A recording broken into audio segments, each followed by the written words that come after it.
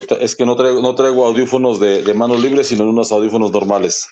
Al 100, al 100, al 100. Mira, textualmente el libro de la Yese dice así: aunque Saulo predicaba una vida de santidad de los creyentes, o sea, hacían que la feligresía fuera santa y pura y se portara bien, no era así en la práctica de su propia vida.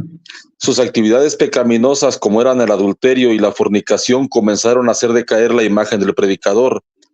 Se conoce de fuente fiel que Saulo tenía la costumbre de hacer saber a los esposos que por designio de Dios sus mujeres deberían de cohabitar con él, lo que lograba sin resistencia alguna. Así dice la historia de la Yese, que es la Yese se caracteriza por ser una iglesia que es muy fidedigna en lo que escribe en sus libros. Y la misma historia de la Yese dice que Eusebio Joaquín fue pastor de la misma de 1931 a 1900. Hay muchas personas que confunden 1936, pero en 1936 le cayó la inspección porque Eusebio fue elegido pastor de la Iglesia Evangélica Cristiana Espiritual el 15 de agosto de 1931. Y entonces fue enviado a Guadalajara, a la obra de Guadalajara, a lo que era la iglesia local de Guadalajara. El 16 de octubre del 36 le cae la inspección de Francisco Borrego y lo encuentran torciendo la doctrina porque Eusebio, aunque estaba en la Yese, no respetó la doctrina oficial de la Yese, sino que él se basó en la doctrina de los chamagosos de Saulo y Silas. Entonces lo encuentra Francisco Borrego predicando esas herejías y el pueblo, ¿qué crees que hizo? Se unió a Eusebio y entonces Francisco Borrego se regresa a Torreón, rinde el informe y en septiembre de 1937 lo excomulgan. ¿Sabes? Y ahorita que has tenido contacto con la Iglesia Católica, sabes que es excomunión.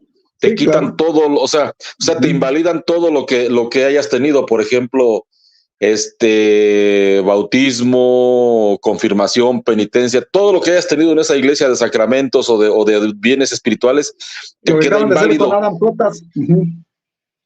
Exactamente, o sea, Eusebio y toda la iglesia de Guadalajara quedaron excomulgados de la Iglesia Evangélica Cristiana Espiritual, o sea, se les invalidó todo y se quedaron a la deriva.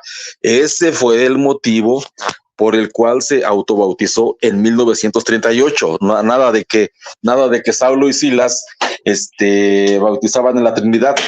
Sí es posible que Eusebio haya tenido contacto con gente trinitaria, pero no fue con la gente de la Yese, Chino, sino que fue con la Iglesia Evangélica Congregacional en Guadalajara, porque allí, antes de eso, se bautizó en una iglesia bautista por un misionero que se llamaba Juan Contreras, el cual la misma historia de la Luz del Mundo dice que conoció en el tren cuando venía de Tampico a Guadalajara. O sea que yo lo que estoy haciendo, Chino, es leyendo todas las historias y haciendo como dijo un señor por allí en un testimonio del 97, atando cabitos. O sea, junto el pedazo de una con otra y voy armando como una sola. Sí, porque es un revoltijo, Carlitos, porque es un revoltijo. Este señor hizo una machaca de todo. No, mira, lo que pasa es que él en su historia ocultó cosas que las historias de otras iglesias contaron, porque cada iglesia contó lo que a ella le correspondía. Por ejemplo, la Yese solamente platica lo que ocurrió de 1931 desde 1926, pero fue muy somero. Lo que ella narra nada más es de 1931, como para guardar una efeméride ahí, hasta 1937 que lo expulsaron. Entonces, fíjate algo raro, no sé si tengas tiempo de que, bueno, te voy a leer el final de los chamagosos, porque yo creo que esa historia ya la mayoría de la gente se la sabe, ¿no? Porque fíjate que si leemos los chamagosos, no sé qué tanta tiempo tengas ahí, porque si leemos la historia de los la historia completa de los chamagosos, te vas a dar cuenta, Chino, que esa es la raíz de la doctrina de la luz del mundo. Dice, de hecho, ellos lo alegan, Carlitos, ellos lo alegan, porque yo conocí a un diácono de la Cristiana Espiritual en la Ciudad de México y él siempre se burló, decía, pero pues si el líder de ustedes aprendió aquí con nosotros. Pero fíjate que no tanto con ellos, Chino, sino que más que nada con con los chamagosos, porque los chamagosos también fueron expulsados de la IESE en determinado momento. ¿Ves que Eusebio dice que se fue a Tampico? Los chamagosos también estuvieron en Tampico y allí en Tampico perdieron poder porque les cortaron el cabello. ¿No supiste esa? No. Sí, ellos decían, es que los chamagosos tenían mucho poder y uno de los pastores de la Iglesia Apostólica de la Fe en Cristo Jesús, creo que se apellida Rivas, se le ocurrió un plan para hacer quedar en ridículo a los chamagosos. Entonces él se presenta en Tampico porque los chamagosos ya estaban predicando en Tampico y casualmente Eusebio también estuvo allí, o sea que es un revoltijo, no es un revoltijo, sino que yo estoy hilando el asunto y todo tiene lógica. Los chamagosos están allí en Monterrey.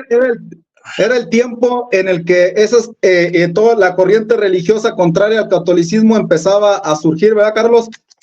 Sí, de hecho había bolcheviques. Sí, o sea, el gobierno estaba atacando a la Iglesia Católica para darle entrada a otras iglesias, por eso, y los misioneros de esas otras iglesias precisamente entraron por Tampico, como fue Joseph Stewart, fue el puerto de entrada. Por eso es que la mayoría se iban a Tampico, y por eso es que Eusebio estaba en Tampico, y de allí de Tampico viajó a Matitán, Jalisco, con Joseph Stewart, y en el camino se encontraron a Juan Contreras. Ellos llegan a Matitán en octubre de 1926 y allí estuvo don Chevito hasta 1927 que se casó porque el acta de matrimonio de Eusebio dice que estuvieron desde octubre hasta 1927, hasta julio de 1927 en Amatitán. Nunca estuvieron en Guadalajara el 12 de diciembre. El acta de nacimiento de matrimonio es una prueba irrefutable. Y otra prueba irrefutable es que el 12 de diciembre del 26 los templos católicos estaban cerrados. ¿Cómo es que encontró una algarabía ahí en Guadalajara, dice él? Buen punto, exactamente, sí. Ahora, otra mentira. Ahorita que te lea la historia de los chamagosos, el primer chamagoso, que es Silas, se murió, no se sabe la fecha, pero lo que menciona las historias es que el segundo que murió en 1935 y don Chevito fue a platicar con ellos en 1938. ¿Cómo estuvo eso? Ay, cabrón, ¿viajó en el tiempo o qué? No, o habló con difuntos porque pues no sé si... Pero es que es apóstol, Carlito, ¿no sería con esa autoridad? Estamos de acuerdo, Chino, en que Eusebio fue en 1938 y fue cuando le dijeron que estaba bautizado en nombre de la Trinidad, ¿te acuerdas?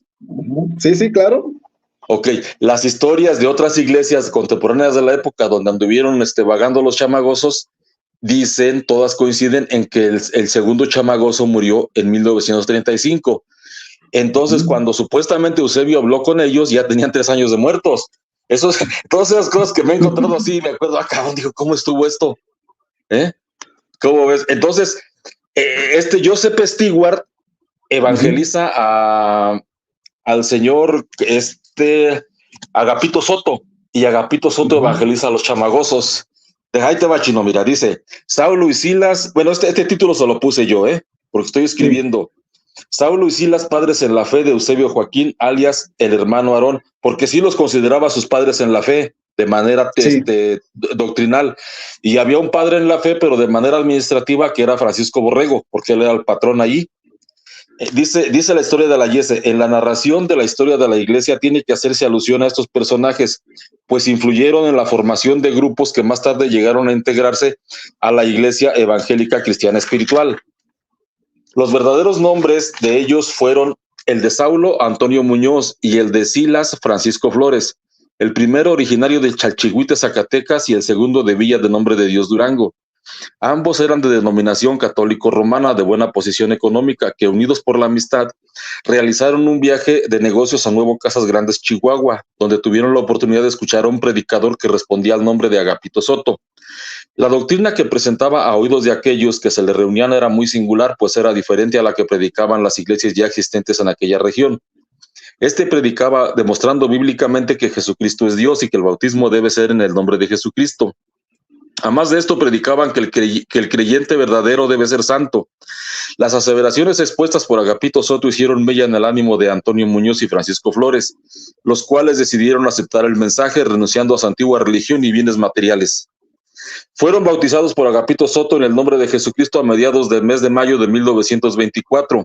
Pocos días después, lo suficientes para que aprendieran de su padre en el Evangelio. Fíjate, ese concepto de padre en el Evangelio, padre en la fe, viene desde allá de esa época, porque ninguna otra iglesia lo menciona así, ¿eh? No solo los puntos en mención, sino otros vicios doctrinales, dada la inmadurez del predicador Agapito Soto. O sea, ellos aprendieron de su padre en el Evangelio vicios doctrinales, como visiones, revelaciones, sueños y otros. Partieron autorizados por él para que predicaran por donde fueran pasando. Llegaron a Villa de Nombre de Dios Durango y ahí se dedicaron a evangelizar a sus habitantes. Incluso llegaron a atreverse a interrumpir la celebración de una misa en la parroquia del pueblo, logrando con esto una gran arremetida de los católicos, pues con grande violencia los expulsaron del referido templo. De allí decidieron, dejando las provisiones que había en la tienda de Silas en manos de los pobres, salir con rumbo a Torreón. Los vecinos, quienes aún recuerdan a tan legendarios personajes, dicen que estos se habían vuelto locos y, habiéndose dejado crecer el pelo y la barba, se habían ido a pie por la carretera. En los albores del mes de agosto de 1924, a la ciudad de Torreón, Coahuila, se vio llegar a estos dos personajes de raro aspecto. Uno de pelo lacio y largo más abajo de los hombros, con barba larga. El otro con pelo ondulado, abultándole grandemente la cabeza y también con barba larga y abundante. Sus vestidos, aunque sucios, incluían sacos de buen vestir, su calzado, el de pie lacio, botas de tipo militar y el de pelo ondulado, simples guaraches.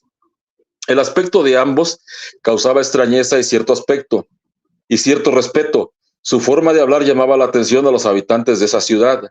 Se proclamaban profetas de Dios.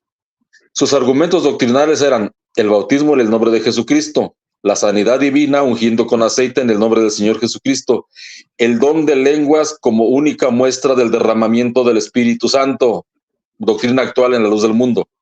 Sí. También predicaban que el creyente debería llevar una vida completamente apartada del mundo y de todo aquello que tuviera procedencia de la bestia.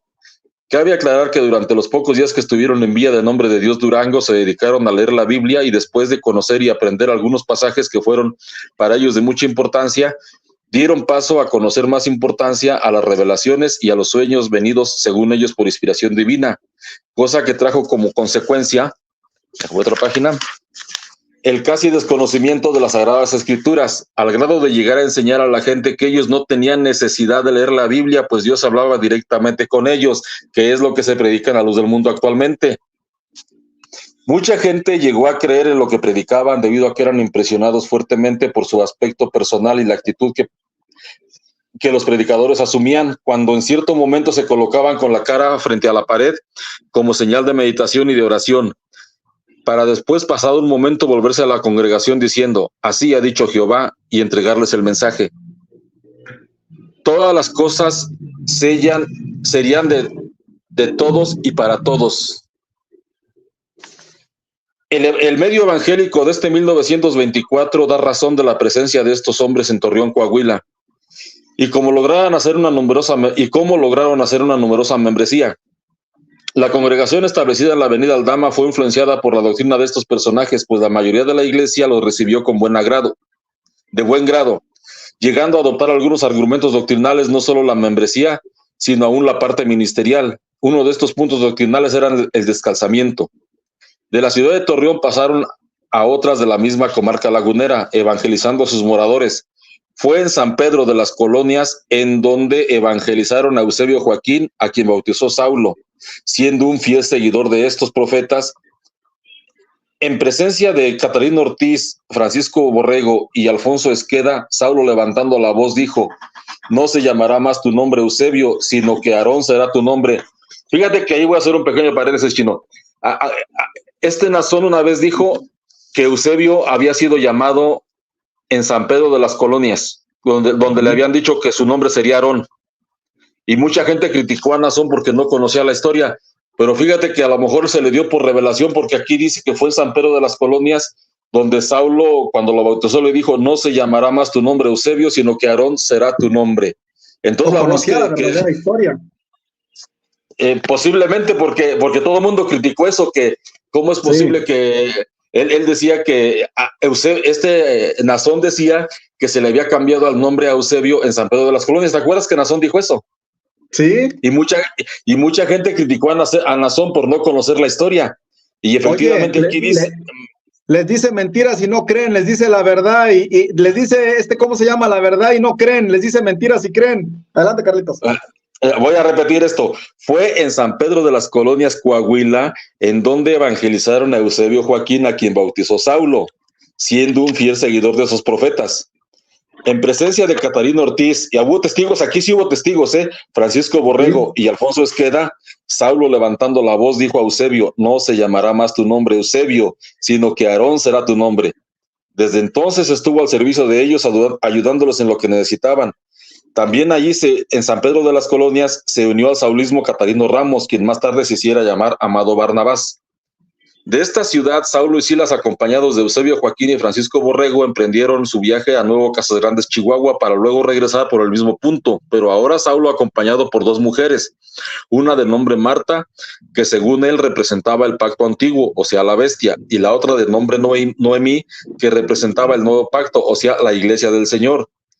Después de dejar un rastro muy marcado en su paso por la comarca lagunera, emprendieron el viaje hacia Monterrey, siguiendo la vía del tren. O sea que Eusebio no fue el que inventó las caminatas por la vía del tren. Y fíjate, la historia de la Luz del Mundo dice que Eusebio los fue a alcanzar a Monterrey porque ellos allá estaban, pero en la historia de la Yese dice, de esta ciudad, o sea, de San Pedro de las Colonias, Saulo y Silas, acompañados de, después de dejar un rastro muy marcado por la comarca lagunera, emprendieron el viaje hacia Monterrey siguiendo la vía del tren, llegando a cada ejido o poblado que estuviera en el camino. En este viaje les acompañaba Eusebio Joaquín y su esposa. Cuando llegaron a Monterrey y empezaron a evangelizar, la gente los recibía con gran admiración, pues les impresionaba grandemente su aspecto exterior, a grado tal que hasta empresarios del lugar les brindaron toda clase de facilidades y apoyo económico, entre otros el entonces dueño de Salinas y Rocha. De esta forma se establecieron al oriente de la colonia obrera, donde llegaron a reunir una membresía de aproximadamente 100 personas. El punto preciso de reunión fue las calles Carlos Salvar y Batallón San Blas, teniendo como referencia un gran árbol conocido como el Sabino Gordo. A estos predicadores creyeron familias enteras como la familia Rodríguez Peña, la familia Jiménez Alvarado Roque, Alemán y otras familias. En el mes de septiembre de 1926, el movimiento saulista se vio interrumpido en sus planes de expansión debido a la presencia de Irineo Rojas Castillo, quien tomó las riendas del grupo, obligando con ello a los profetas a abandonar el lugar. Saulo y Silas se dirigieron a Tampico para entrevistarse con Catarino Ramos, compañero de ellos, el cual se encontraba misionando en esa iglesia del Golfo. Allá también realizaron obra de evangelismo, pues logró Saulo bautizar a más de 50 personas, entre los cuales se encontraba Próspero Ortiz. Y aquí viene ya lo interesante, porque Eusebio, cuando fueron a Tampico, ya regresaron sin Eusebio, pero tampoco fueron recibidos ya en la Yese, o sea que Saulo y Silas fueron expulsados. A su regreso a Monterrey ya no fueron recibidos por el grupo, pues ya tenían un nuevo pastor, era el hermano José Rivera Cristián, a quien habían conocido siendo pastor en San Pedro de las Colonias, Coahuila. Al no ser admitidos por el grupo, se trasladaron a la colonia moderna y después a Ciudad de Anáhuac, Nuevo León, donde volvieron a predicar y reiniciaron una iglesia y lograron reunir un buen grupo de miembros. Allí establecieron la vida en comunidad, adquiriendo un galerón en el cual vivían cerca de 10 familias bajo el mismo techo. Tenían una administración común, pues cada fin de semana los jefes de familia reunían los dineros y se los entregaban a Saulo, el cual administraba ese dinero para víveres que tendrían que comprar para toda la comunidad. Aunque Saulo predicaba una vida de santidad en los creyentes, no era así la práctica para su propia vida. Sus actividades pecaminosas, como eran el adulterio y la fornicación, comenzaron a hacer decaer la imagen del predicador. Se conoce de fuente fiel que Saulo tenía la costumbre de hacer saber a los esposos que por designio de Dios sus mujeres debían de cohabitar con él, lo que lograba sin resistencia alguna. El último de los casos fue de la siguiente manera. Una mujer que era viuda tenía 2 hijos jóvenes llamados Isaías y Febe. Recibió la noticia de que debía dormir con Saulo porque así le debía sido revelado, a lo que ella accedió. Pero al poco tiempo, Saulo dijo a Isaías que también Febe, o sea, la hermana del muchachito, debería de hacer lo mismo, ante el cual el joven se llenó de enojo y arremetió contra él en presencia de todos los que vivían en el galerón. Mas no pudiendo darle golpes, sí le gritó a Saulo palabras fuertes. Este acontecimiento provocó el principio de la desbandada del grupo, como ocurrió con Genaro Rodríguez, Elifaz de Israel y su esposa Guadalupe Gaitán, hasta Armabet de Israel. quienes se alejaron definitivamente. Luego Margarita Chávez, suegra de Genaro, y su hijo de nombre Pedro Cervantes Chávez. De este modo el grupo se estaba acercando a su fin. Las cabezas del grupo vieron con tristeza que se iban alejando todas, y al quedar solos Saulo, Marta, Noemí y Silas, se desesperaban ante tal situación, pues ya no hubo diezmos ni ofrendas, al grado de que Silas, enfermando de tristeza, murió, ocurriendo lo mismo con Marta, aquella sufrida esposa de Saulo y sierva de Noemí.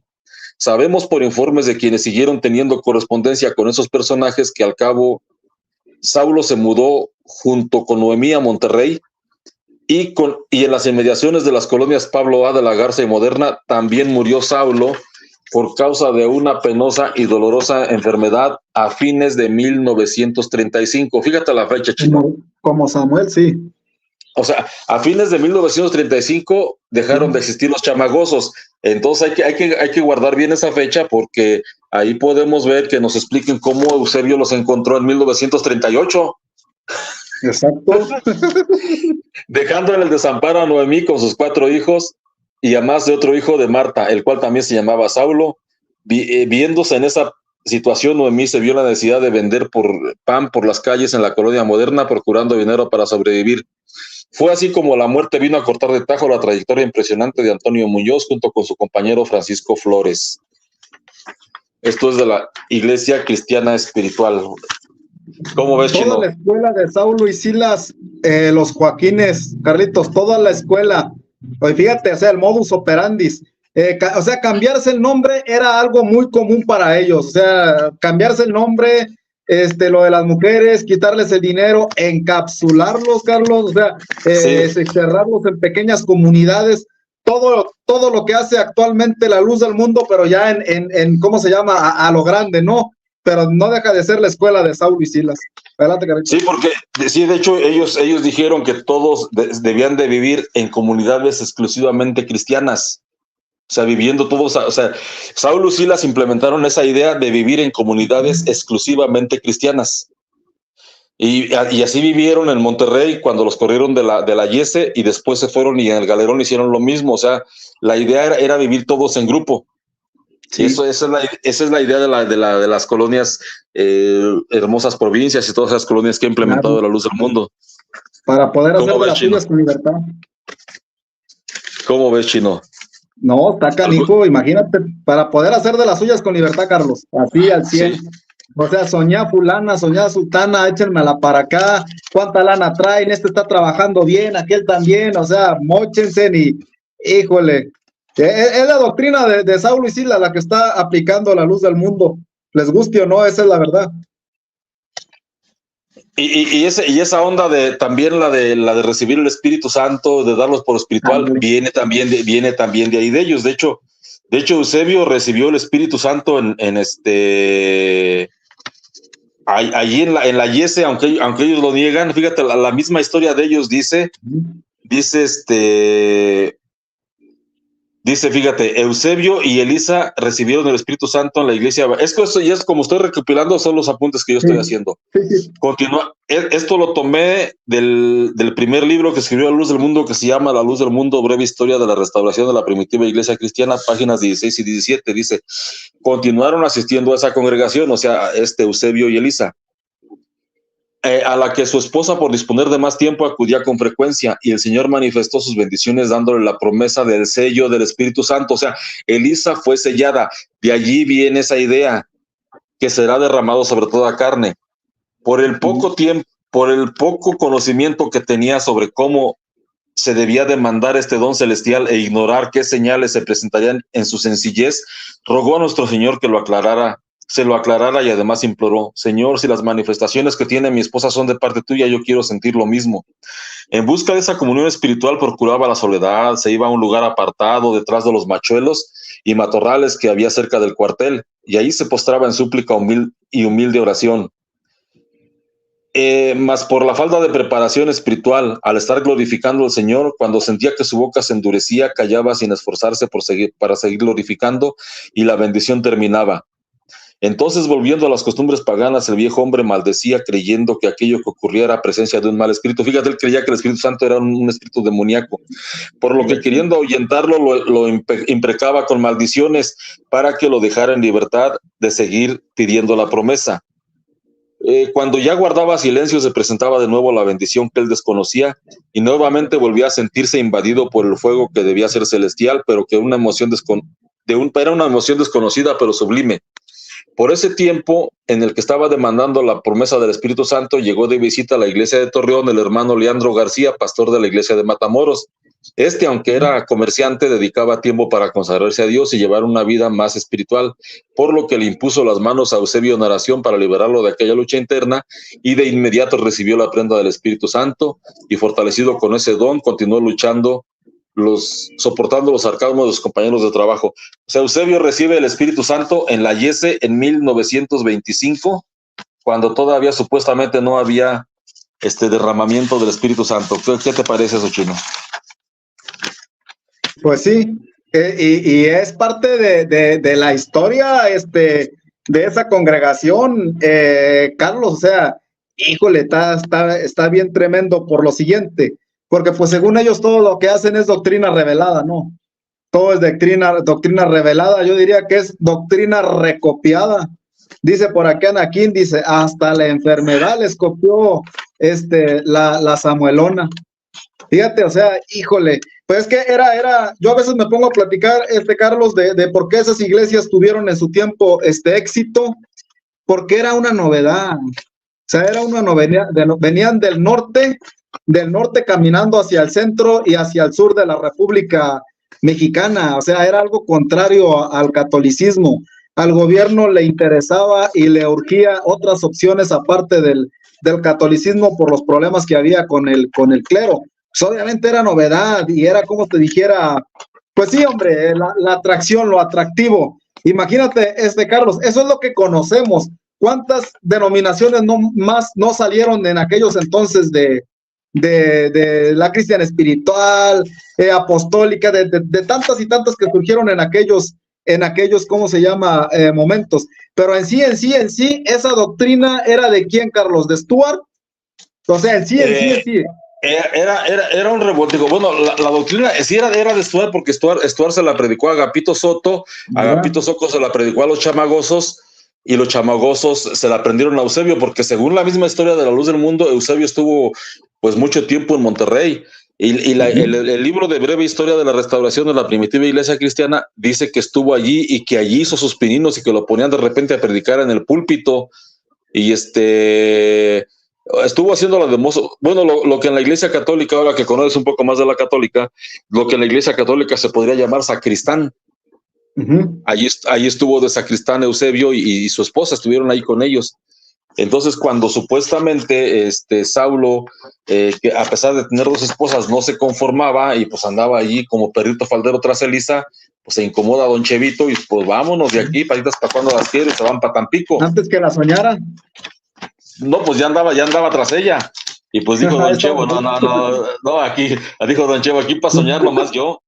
Aquí para soñar, hijos de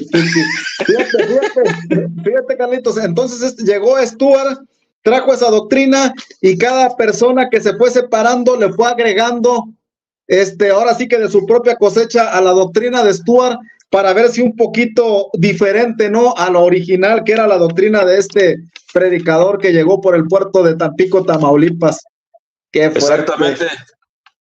Sí, y fíjate que todos, cuando Eusebio, Dios le dice, quiero que salgas el próximo jueves, quiero que salgas, digo, es otro invento, porque era natural que si la matriz o la raíz de todos esos movimientos religiosos estaba en Tampico y estos cuates querían aprender más doctrina y todas esas cosas, pues lógico que se fueron a Tampico. Don Chevito también se fue a Tampico, porque dice la historia de la Yese. Déjame ver si tengo por aquí, dice aquí, mira, dice aquí un testimonio de un pastor de la Yese. Estuvo en mi casa hospedado por unos cuantos días juntamente con su mujer y una muchacha que iba con ellos, la cual se llamaba María Jasso. De ahí se pasó a la colonia Morelos y estuvo en la casa del hermano Cesario Zavala pocos días. O sea que él estuvo viviendo allá con los de la IES en Tampico, o sea, estuvo ahí, no sé si de arrimado, le dieron chance de vivir allí, o no sé cómo estaría, pero dice lo primero que hizo fue a visitar la casa de oración de la Iglesia Cristiana Espiritual del Golfo, la cual pastoreaba Catarino Ramos, que en ese tiempo se hacía llamar Amado Barnabás, y que conocía muy bien, o sea, como ya se conocían desde San Pedro de las Colonias, y todos se fueron para allá, pues se echaron la mano y pues ahí le dieron chance de vivir. Entonces, después dicen que ya después de un tiempo, Eusebio salió del puerto de Tampico pasando por Ciudad Valles. Esto lo dice la historia de la IES, en su paso hacia Guadalajara. Aquí sí menciona que llegó el día 12, pero me imagino que es por el testimonio que les ha de haber dado Eusebio, no porque sí. el acta que es el oficial dice que tenían 7 meses avecinados en Amatitán, y ese testimonio, si haces la cuenta para atrás, te da octubre, que llegó en octubre a Amatitán. Y de hecho, otro dato relevante es que en marzo es cuando queda embarazada Elisa de su primer hijo y se casa hasta junio del 27. Bueno, dice aquí la historia de la IES. Aunque con muchas dificultades a causa del arraigo católico por la población tapatía, logró levantar una iglesia. Fíjate otro dato, para que en 1931 llegara al número de 106 miembros. O sea, estamos hablando de que la historia de la Iglesia de la Luz del Mundo, no sé si la actual, pero cuando menos la primera historia, sí dice que las primeras almas se bautizaron en 1931, pero no se bautizaron para la Luz del Mundo, se bautizaron para la IES, pero no las bautizó Eusebio porque todavía no era pastor. Eusebio andaba como si fuera batallón ahorita. Dice, sí. De esto ya estaba enterado el hermano Francisco Borrego, pues Eusebio sostenía correspondencia con él. Y dice, los unían lazos fraternales desde los años 1924 y 1925, dado que se habían formado juntos cuando vivían en la región lagunera, que es en San Pedro de las Colonias. En una de sus correspondencias, el hermano Borrego invitó a Eusebio para que asistiera a la convención en Torreón para incorporar oficialmente la Iglesia de Guadalajara al Consejo Mexicano. Fue así como se le encuentra en Torreón leyendo el informe que da de sus primeras actividades evangelísticas. Fíjate, sus primeras actividades evangelísticas, estamos hablando de 1931. Durante la primera sesión de la Convención General del Consejo de la Fe Apostólica celebrada en Torreón, Coahuila, el 15 de agosto de 1931, esa fecha hay que guardarla, en donde Eusebio incorpora la Iglesia Cristiana Espiritual de Guadalajara al Consejo de la Fe Apostólica, dando el siguiente informe: bautismos 106, nacimientos 10, matrimonios 3, defunciones 3, expulsados 16, total de niños 50, adultos 90. Con esta información, Eusebio queda registrado como el pastor de la misma. O sea, Eusebio fue ungido pastor de la IES el 15 de agosto de 1931. A la vez, da a conocer el cuerpo administrativo de dicha iglesia, presentándolos como candidatos para el ministerio de ancianos. Ellos fueron los hermanos Jesús Chávez y Rodolfo Garibay. Durante su estancia en Torreón, se hospedó en la casa del hermano David Alba Cisneros. Entonces, ya después aquí la historia sigue narrando todo lo que pasó, aparte de, déjame ver para leerte, para no aburrirlos tanto,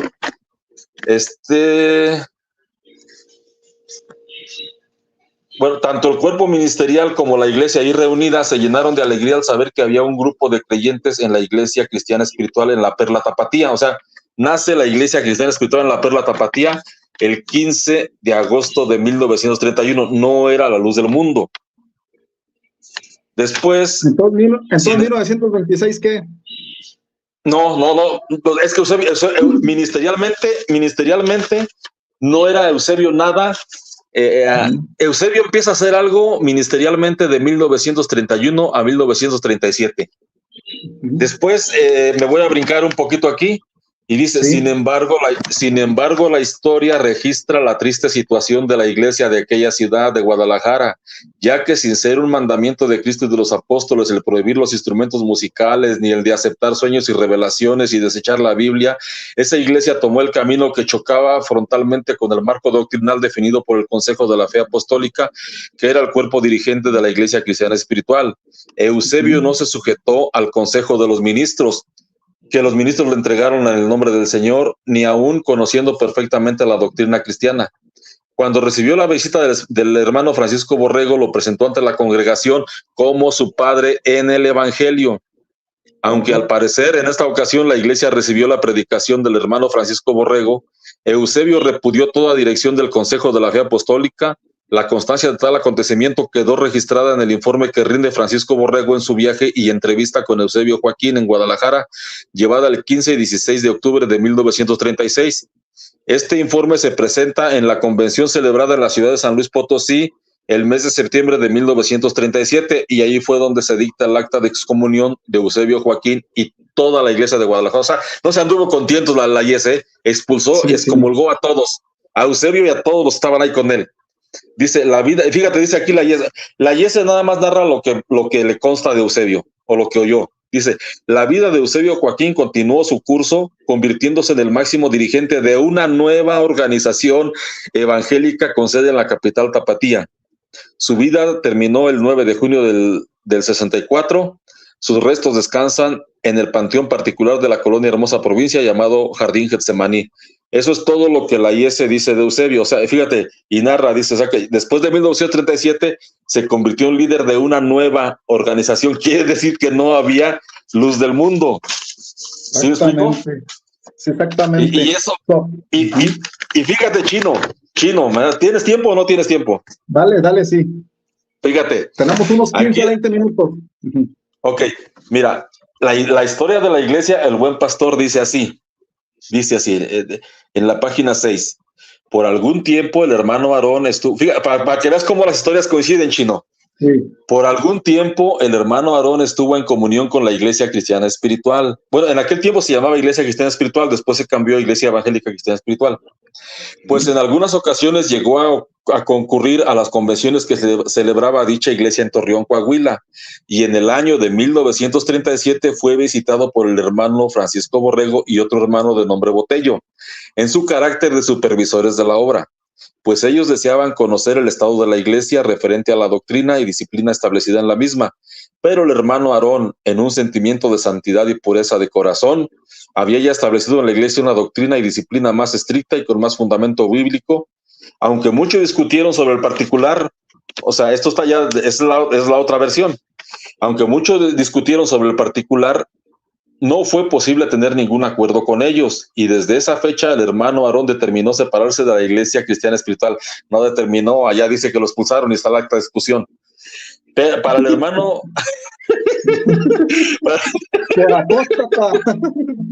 Sí. Para el hermano Borrego, la doctrina y disciplina que el hermano Aarón había implantado en la iglesia era muy extremosa y sin verdadero fundamento bíblico, pero el hermano Aarón lo afirmaba con las Sagradas Escrituras. Y luego aquí hay otro apartado, un título, dice, el nuevo nombre de la iglesia. El hermano Aarón, después de haber quedado independiente de la Iglesia Cristiana Espiritual, enseguida convocó a todos sus colaboradores para deliberar referente al nombre que se le diera a la iglesia en el futuro. Y después de presentar sus ponencias, llegaron al acuerdo de que la iglesia llevara el mismo nombre que ostentaba antes de la separación, es decir, Iglesia Cristiana Espiritual, y que solo se le agregara un nuevo título para diferenciarla, la luz del mundo. O sea, esta reunión ocurrió después de 1937, y entonces como se quedaron excomulgados, ya sabes que excomunión es que les quitaron todos los beneficios. O sea, Eusebio ahí en ese momento deja de ser pastor de la IES, y también deja de valer su bautismo en la IES. No es que lo hayan bautizado en la Trinidad y todo eso, sino que como se quedaron a la deriva, empezaron. La misma historia de la luz del mundo narra que, ¿te acuerdas de que la historia dice de un bautismo de los requisitos, no? Inclusive hace poco estaba viendo con Daniel Benítez unas viejitas que entrevistaron, que hablaban del bautismo de los requisados o los requisitos, porque no sabían cómo bautizar ni quién estaba autorizado. Entonces empiezan en 1937 anduvieron haciendo pininos de intentos de bautismo y todas esas cosas, y pues no sabían ni qué hacer porque estaban a la deriva, se quedaron sin timón. Entonces se le ocurre a Eusebio viajar a Monterrey, y es donde les regresa, según él platicó con sus antiguos padres en la fe y amigos, Saulo y Silas, que ya vimos que estaban muertos, pero no sé cómo los encontró. Él va a Monterrey solo y les regresa un telegrama: pónganse en oración y ayuno porque estamos, fíjate nada más lo que les dijo, estamos muertos en nuestros delitos y pecados. Para esto, Eusebio ya había embarazado a la muchacha esta Guadalupe Avelar, porque el niño nació en el 36 y y ella nació en el 24, quiere decir que quedó embarazada en el 35. La niña tenía 11 años, Chino. Ya empezaban los sueños. 11 años. No, pues no, lo que pasa es que esa muchachita era su hermanastra. De Eusebio, digo. Era su hermanastra, Chino, porque la mamá de Eusebio murió en el 30 y en el 31 su papá se casa con una mujer de 30 años, su papá tenía 60 años, el papá de Don Chevito, se casa con una muchacha de 30 años, la cual era madre soltera, pero después muere el papá de Eusebio y Eusebio se queda a cargo de su madrastra y de su hermanastra, y es cuando abusa de la hermanastra, la cual tenía 11 años. Entonces, ¿cómo ves? Entonces, el que estaba muerto en sus delitos y pecados, ¿quién era? Porque digo que él les manda el mensaje. Hay que ponerse en oración y ayuno. Y es el fundamento de la luz del mundo, ese puerco, Carlitos. Sí. Y entonces, les regresa el telegrama. Estamos muertos en nuestros delitos y pecados. Y ya se regresa. Y es cuando decide que dos personas que debían ser célibes, los que bautizaran. Y es cuando Lino Figueroa bautiza a Prisciliano Santos le regresa la bolita a Lino Figueroa, o sea, lo bautiza, después Lino Figueroa bautiza a Eusebio, y entonces ya Eusebio ya puede bautizar a toda la iglesia. Entonces, todo transcurre de allí hasta que en 1942 al Señor se le ocurre realizar la Santa Cena idolátricamente hacia él, y le cantaron himnos religiosos, y además vino la demanda de esta muchachita, y es donde ocurre el cisma, y 7 pastores que ya estaban establecidos, entre ellos Lino Figueroa, se salen de la iglesia, hicieron algo como lo que anda pretendiendo hacer Benítez, se salen de la iglesia y se llevan pues ahora sí, lo mismo que hizo Eusebio con la Yese, que se quedó con todo el grupo, sí. es lo mismo que le hicieron a él 7 pastores en el 42, y aparte de eso lo meten a la cárcel. Lo meten a la cárcel a Don Chevito en 1943 a principios, y lo saca, fue gobernador electo Marcelino García Barragán en marzo del 43. Entonces, una persona que estaba de guardia en la prisión conoció a Eusebio como antiguo compañero de este Marcelino García Barragán. Y entonces, ¿cómo se llama? Lo sacan de la cárcel y deciden restaurar la iglesia, pero restauró la iglesia de Saulo y Silas. La primera historia se escribió en hojas de máquina, ¿te acuerdas, ah? Sí, sí. En esa historia dice que Eusebio recibe la visión, el llamamiento de Dios. Dice, la hora es de la restauración de la primitiva iglesia cristiana espiritual evangélica. Levántate, lava tus pecados invocando mi nombre y bautízate. O sea, le da el texto. Y en la versión de La Luz del Mundo, breve historia de la restauración de la primitiva iglesia cristiana, dice, la hora es de la restauración de la primitiva iglesia de Cristo. Pero como quiera, hasta 1976 que se escribieron esos libros, y todavía más adelante, se predicaba que la luz del mundo inicia el 18 de julio de 1943. Creo que hasta los 80 todavía, porque todavía en la historia de René Rentería decían que Eusebio no comprendía, hasta 1900, cuando fue ese llamamiento, dice, ni él mismo entendía que el apostolado continuara después del apostolado de Pablo. Hasta el título en el libro dice, nace un nuevo apóstol. Entonces, y decía que el fundamento del inicio de la iglesia era el bautismo verdadero. Entonces, si el fundamento, si no hay buen fundamento, no hay iglesia. Entonces, hasta el día que supuestamente es el bautismo revelado, que es el 18 de julio del 43, se predicaba que fue el inicio de la iglesia, porque ellos querían borrar todo el pasado. Y ya que pasa el tiempo y se dan cuenta que no hubo problemas, que a la gente se le olvidó, pero no contaban con nosotros, entonces, ¿sabes qué? Pues vamos a regresar al inicio hasta 1926, y fue cuando volvieron a reescribir la historia. La conveniencia. Exactamente, que es ahora la que se llama Los Hechos del Apóstol Aarón. Esa historia, en esa historia ya cambiaron la fecha de la restauración a 1926. Pero antes de esa historia, la restauración inicia el 18 de julio del 43 y en ese tiempo, según la luz del mundo, inicia la iglesia. Según la historia del buen pastor, la luz del mundo inicia en 1938. Y según la historia de la IESE, antes de 1937 no había iglesia, porque en septiembre de 1937 dice la IESE, bueno, según lo que termina diciendo ahí de Eusebio, sabemos que Eusebio después se convirtió en el líder de una nueva iglesia. ¿Por qué? Porque antes de 1937 no había luz del mundo. Pues aquí está un mundano ya bien enojado, Carlitos, ¿eh? Pues que estudie su historia, la desconoce. Dice, ya no saben quién vetar. Dios reveló el verdadero bautismo al hermano Aarón, porque antes de 1926 no había salvación, hasta que llegó un hombre que fue llamado. Oye, Carlitos, antes de 1926 no había salvación. Carlitos, ¿la Biblia en qué año se escribió? ¿En qué año se terminó la anexión de los libros por el Papa Dámaso I?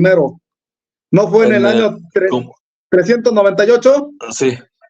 Mira, Chino, vamos a jugar como ellos, Antes de 1926 no había salvación, pero no conoce su historia, porque el bautismo revelado, pregúntale cuánto fue. Exactamente, a ver. Cuando el bautismo revelado fue el 18 de julio de 1943, y pregúntale, si él está diciendo que en 1926 inició su iglesia, entonces está siendo válido el bautismo de Saulo y Silas. Y si me dice que es en 1938, entonces, porque Eusebio invalidó el bautismo de Lino Figueroa, lo invalidó Eusebio, porque Lino Figueroa se fue con los disidentes. Sí. Y el bautismo de los chamagosos quedó invalidado porque fue excomulgado Eusebio. Y el único bautismo que la Iglesia de la Luz del Mundo reconoce hasta la fecha es el del 18 de julio de 1943. ¿Qué pasó con la gente que murió antes de 1943? Al infierno. O sea, esta gente está con su propia historia, Chino. Sí, ahora yo les alego, Carlitos. Dicen que antes de 1926 no había salvación.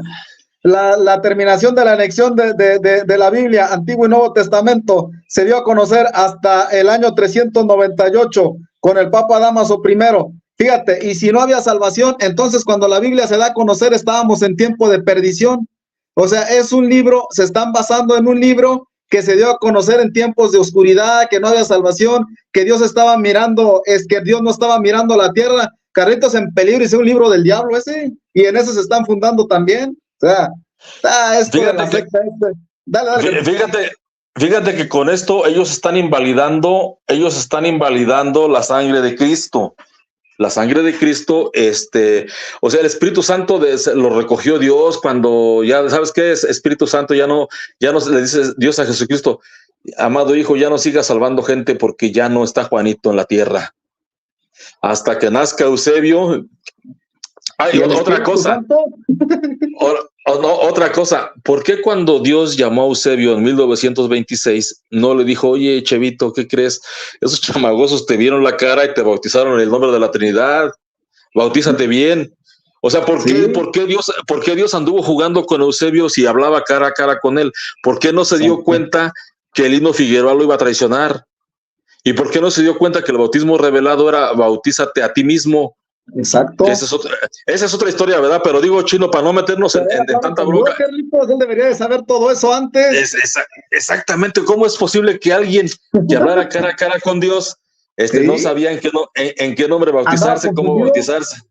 Mira, Pablo y Pedro no se conocían físicamente, tardaron, no me acuerdo si 2, 3 años en conocerse, Carlitos. Uno predicaba en un lado y otro predicaba en el otro, Carlitos, no traían Biblia. Es que dice aquí este burro cabezón que se llama tío Jorge, que la Biblia se comenzó a escribir en el Génesis, que dice, Señor, ni Cristo, ni los apóstoles, ni nadie traía Biblia, no seas socarrón. La Biblia se la deben a un papa que se llamó San Dámaso I. Le guste o no, mi cielo, esa es la verdadera historia. Ok, Carlitos, no se conocía ninguno de los dos, no traían Biblia. ¿Por qué coincidieron los evangelios de ambos? ¿Por qué se dieron la diestra? Porque traían revelación. Dale, fíjate, Chino, aquí hay algo muy importante. Algo muy importante, al apóstol Pablo se le dio el evangelio por revelación. A los demás apóstoles parte por revelación y parte porque pues ellos fueron testigos, ¿no? Ajá, testimonio. Pero, ok, entonces como tú dices ahorita, si el evangelio que predica este señor Nazón Joaquín, que no hemos escuchado cuál es, si ese evangelio que él predica es revelado y es igual al que predicaron los apóstoles, Pablo y todos los demás, y el mismo Jesucristo y los profetas, entonces no es revelado, es copiado. Aquí no nos vengan a jugar el dedo en la boca. Y otra, y si es un evangelio distinto, según Gálatas 1 del 6 al 9, es un evangelio anatema. Por lo tanto, no hay motivo para que haya apóstoles en este tiempo, porque los apóstoles fueron dados para predicar el evangelio a todas las naciones. De hecho, el apóstol Juan, cuando Samuel Joaquín le dio el librito al apóstol, porque Samuel Joaquín es el ángel del Apocalipsis 11, ¿no? Sí. Bueno, dice, entonces Samuel Joaquín le da el librito al apóstol Juan y le ordena al apóstol Juan: es necesario que profetices otra vez a muchos pueblos, a muchas naciones y en muchas lenguas. ¿Qué es lo que hace el apóstol Juan si ya tenía 100 años el apóstol Juan de edad casi? Escribe el Evangelio de San Juan, y al final del Evangelio dice: hizo Jesús muchas otras obras entre sus discípulos, las cuales, si se escribieran, no habría en el mundo libros para escribirlas todas, pero estas se han escrito para que creáis que Jesús es el Hijo de Dios y para que creyendo tengáis vida en su nombre. No dijo para el que reciba un apóstol. Entonces, allí les matamos el cuento de que el apóstol Juan predicó por escrito, y ahora los escritos de los apóstoles los tenemos en todas las naciones, en todos los idiomas y en todas las lenguas. Exactamente. Y se acabó. Y el apóstol Pablo dijo: si aún un ángel del cielo les viene a predicar un evangelio diferente al que les hemos predicado, y lo dijo dice en pasado, sea anatema. Lo dice: lo que está escrito para nuestra enseñanza es. O sea, ahí se cerró, lo escrito está escrito. Pero dicen que no, que tienen revelación y que leche recién ordeñada y que no sé qué tantas tonterías. O sea que a estos cuates no les quedó, no les bastó con el evangelio, el ministerio apostólico antiguo, no les bastó con la guía que fue el Espíritu Santo, Carlitos, porque acuérdate que ni los apóstoles podían salir sin les dijo el Señor: yo me voy a ir, pero no se van a quedar solos. O sea, tienen que esperarlo al Espíritu Santo. Ahora muere el último de los apóstoles, el apóstol Juan. ¿Quién queda? Pues queda el grupo de hermanos, a los cuales más adelante se les llama padres apostólicos. Y tú conoces la historia, que ellos no aceptan, Carlitos. Ellos no aceptan. No, pero fíjate que independiente, vamos a no entrar en tantos detalles con ellos para no hacer un revoltijo chino. Aquí simplemente quedaron los escritos de los apóstoles. Exacto. Son las cartas de Pablo, son los 4 evangelios. El fundamento de los apóstoles y profetas son sus escritos. El mismo apóstol Pedro dijo en la casa de Cornelio: de él dan testimonio todos los profetas, que todos los que en él creyeren recibirían el perdón de pecados por su nombre, no por el nombre de Eusebio. Porque ahí tengo otro pequeño detalle de que Eusebio dijo que, fíjate nada más qué es lo que usurpó Eusebio, para que vean cómo son de blasfemos y de anatemas. Anatemas, ellos saben qué es la palabra anatema. Fíjate, aquí dice en Ezequiel 39:7: y haré notorio mi nombre en medio de mi pueblo Israel. Esa frase Eusebio la copió de allí y se lo atribuyó a él. Y después dice: y nunca más dejaré profanar mi santo nombre. Y sabrán las naciones que había otra bomba para ellos, blasfemos, anatemas: yo soy Jehová, el Santo de Israel. ¿A quién llaman Santo de Israel ellos? Sí, a Nazón, ahorita Nazón. Entonces, el más hermoso también, que no era para ellos, que no era para nosotros. Entonces nomás fíjate, están blasfemando contra el mismo Dios, estos anatemas, por no decirles de otra exactamente. Y después Dios le dice a Abraham: pero Jehová había dicho a Abraham: vete de tu tierra, de tu parentela y de la casa de tu padre a la tierra que te mostraré. No le dijo: el próximo jueves quiero que salgas. Y dice: y haré de ti una nación grande y te bendeciré y engrandeceré tu nombre y serás bendición. Aquí el nombre de Abraham fue grande porque él fue el padre de muchas naciones, o sea, de su simiente. La palabra simiente es un derivado de la palabra semen. De su semilla, de su descendencia, de sus genes, nació todo el pueblo judío, y de los genes de Abraham viene el Señor Jesucristo. Y entonces dice: Dice, bendeciré a los que te bendijeren y a los que te maldijeren maldeciré, y serán benditas en ti todas las familias de la tierra. Estamos hablando de los gentiles cuando todavía no había ni judíos. Génesis 12 del 1 al 3. Y dice Génesis 22, 18, y llamó el ángel de Jehová a Abraham por segunda vez desde el cielo y dijo, por mí mismo he jurado, dice Jehová, que por cuanto has hecho esto y no me has rehusado a tu hijo único, de cierto te bendeciré y multiplicaré tu descendencia como las estrellas del cielo y como la arena que está a la orilla del mar, y tu descendencia poseerá las puertas de sus enemigos. En tu simiente serán benditas todas las naciones de la tierra por cuanto obedeciste a mi voz. Entonces, aquí el llamamiento que supuestamente tuvo Eusebio en 1926 fue una piratería del libro de Ezequiel y fue una piratería del llamado de atrás, del llamado de Abraham. La fecha es la misma fecha de fundación de la iglesia de los mormones que tanto ellos critican. Con 100 años, ¿no, Carlito? Nomás copiaron la fecha, pero 100 años uno y 100 años el otro, ¿no? 1826, 1926, no, algo así. Creo que fue en el 30, pero bueno, el asunto es que fue el 26 de abril. Ese día inicia la iglesia mormona. Y entonces, fíjate, ¿a qué apóstol se le llamó chino para hacerlo famoso? A ninguno solamente. Y ninguno dijo Eusebio, que no pecaban. No, deja eso. A Eusebio chino, al decirle que va a ser su nombre notorio por todo el mundo, ¿qué le está diciendo? Te estoy llamando para hacerte famoso. Ok. ¿Y qué le dijo? ¿Qué le dijo? ¿Para qué llamaron al apóstol Pablo? Déjame ver, porque aquí tengo. Dice. Mira. El Señor le dijo a Ananías, cuando lo llamó, lo envió ante el apóstol Pablo, le dice, a ver, el Señor le dijo a Ananías, ve porque instrumento escogido me es para llevar mi nombre en presencia de los gentiles y de reyes y de los hijos de Israel, porque yo le enseñaré cuánto es necesario que padezca por mi nombre. O sea, el nombre que iba a ser famoso un apóstol era el de Jesucristo, no el del mismo. Y aquí Eusebio se atribuye que haré notorio tu nombre por todo el mundo y serás de bendición. O sea, mira nada más, o sea, ningún apóstol dijo, fui llamado para hacerme famoso, solamente Don Chevito. Sí, y lo siguen recalcando su nombre. Se está dando a conocer por todas las naciones, dice, aunque sea de mala manera, dice, pero se está dando a conocer, se está cumpliendo la profecía. Dice, mira tú qué cómodo. Dale, Carlitos. Dice Lucas 24:47, y que se predicase en su nombre el arrepentimiento y el perdón de los pecados en todas las naciones, comenzando desde Jerusalén. Fíjate, toda la Biblia habla que el evangelio y la predicación comienza en Jerusalén. ¿Quién les dijo que comenzaran en Guadalajara? Ya ves, ahí está el Santo Sepulcro en Guadalajara. Ahí está el Santo Sepulcro en Guadalajara. El de Chevito. No, y aparte, ¿no te acuerdas? Es una machaca bien hecha, Carlitos.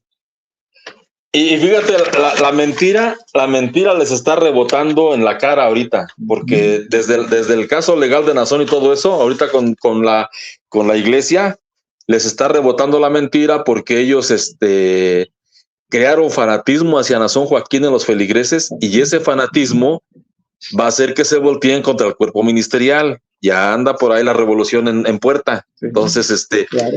O sea, como dijo el hermano Mesén, para mentir y comer pescado hay que tener mucho cuidado.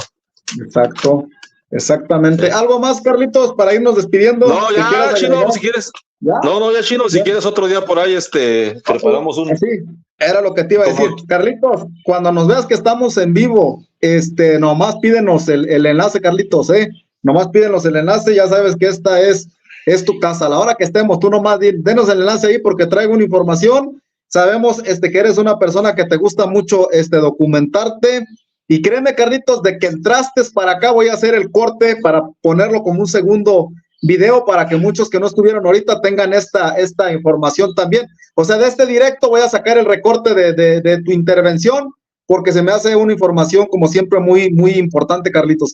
Así es que cuando quieras así, nomás dime, y ya sabes, aquí tienes las puertas abiertas. Órale, pues, Chino, muchas gracias. Ahí estamos pendientes. Claro, con cuidado, Carlitos, ánimo. Hasta luego, bye. Gracias.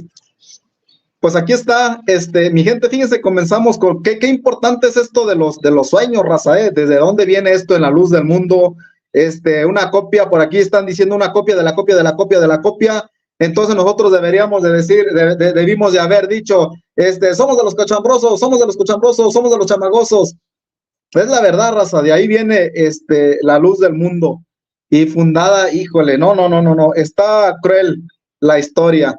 Voy a hacer el recorte de la intervención de Carlitos para acá para subirlo como un segundo video para la raza que no alcanzó a escucharlo. Es una información, mis respetos, muy buena. Saludos, Itali. Carlitos, pues siempre, Carlitos siempre se ha distinguido por eso, porque es una persona que le gusta mucho documentarse y es una persona que no fue de la luz del mundo, raza, es lo que les digo.